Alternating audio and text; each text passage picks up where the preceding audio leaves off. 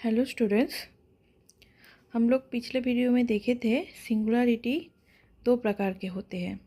एक है isolated singularity और सेकंड है नॉन आइसोलेटेड सिंगुलरिटी। और ये आइसोलेटेड तीन प्रकार के होते हैं, जैसे removable singularity, pole and essential singularity. पिछले वीडियो में हम लोगों ने इस आइसोलेटेड सिंगुलरिटी के बारे में थोड़ा पढ़े थे। आज हम लोग रिमूवेबल सिंगुलरिटी एंड पोल के बारे में डिस्कस करेंगे। Removable singularity and isolated singularity z naught of f of z is called removable if f of z can be defined at z naught so that it become analytic at z naught। इसका मतलब है कि उस point पे ये analytic ना हो, पर उस पॉइंट में हम डिफाइन करने पे वो एनालिटिक हो जाएगा। इसका दो मेथड होता है जिससे हम चेक कर सकते हैं कि वो रिमूवेबल है या नहीं। A point z equal to a is called removable singularity of f of z if limit z tends to a f of z exist finitely। मतलब अब जिस पॉइंट पे f of z limit z tends to a f of z finitely exist कर जाए। एक example है, देख सकते हैं, f of z equals to sine z by z। ये ज़ीरो पॉइंट पे डिफाइन नहीं हो सकता, तो इसको हम अगर limit z tends to zero करेंगे तो इसका ज़ीरो बाई ज़ीरो फॉर्म आएगा और इसको एल हॉस्पिटल लगाने पर ये 1 देगा। तो हम अगर ज़ीरो पॉइंट पे इसका फंक्शन का डिफाइन कर दे, जैसे कि इसको हम इक्वल टू 1 कर दे at z equal to zero, तो ये फिर होल पॉइंट पे एनालिटिक हो जाएगा। तो इसको हम रिमूवेबल बोल सकते हैं। अब इसका दूसरा एक मेथड होता है जिसको, जैसे कि F of Z be a function and the principal part of Laurent series expansion about x Z equals to A does not contain any term that is principal part does not exist about z equal to a, then z equal to a is called removable singularity।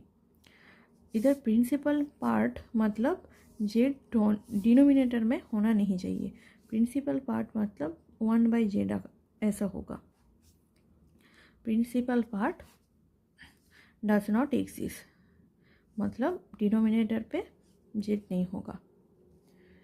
Example, F of Z equals to e to the power z minus 1/z। इसका अगर हम series expansion करें तो ये होगा 1 plus Z square by 2 factorial plus Z cube by 3 factorial आप and so on. -1 इधर है ना, -1, तो ये -1 आएगा। तो इसको हम इससे कैंसिल करेंगे और जेड को कॉमन ले लेंगे, तो इसका नीचे वाला जो जेड है तो वो चला जाएगा। तो इसका कोई प्रिंसिपल पार्ट नहीं होगा, मतलब इसका डिनोमिनेटर में कोई जेड नहीं होगा, ऐसे 1/z का नहीं आएगा, तो ऐसा होगा। तो there is no principal part of F of Z, so Z equals to zero is removable singularity. मतलब जेड इक्वल टू ज़ीरो में एफ ऑफ जेड ये फंक्शन है, इसका रिमूवेबल सिंगुलरिटी आएगा। अब आएंगे पोल। पोल कैसे हम समझ सकते हैं कि इस फंक्शन का कौन से पॉइंट पे पोल है। तो a point z equal to z naught is called a pole of F of z if and only if limit z tends to z naught F of z equal to infinity and if limit z tends to z naught z minus z naught to the power n F of z equal to finite, then n is the order of pole.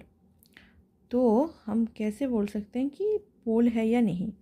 तो function अगर उस point पे z equal to z not limit लेने पे infinite आ जाए तो हम उस पॉइंट को बोलेंगे पोल है।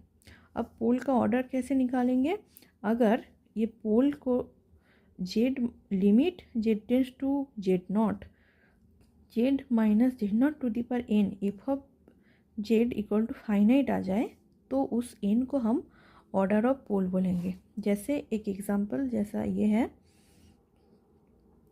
F of Z equals to 1/e⁻² Z minus 1, Z not equal to 0 होना चाहिए, क्योंकि 0 हो जाएगा तो ये 1 हो जाएगा और नीचे 0 आ जाएगा तो इन्फिनिटी हो जाएगा।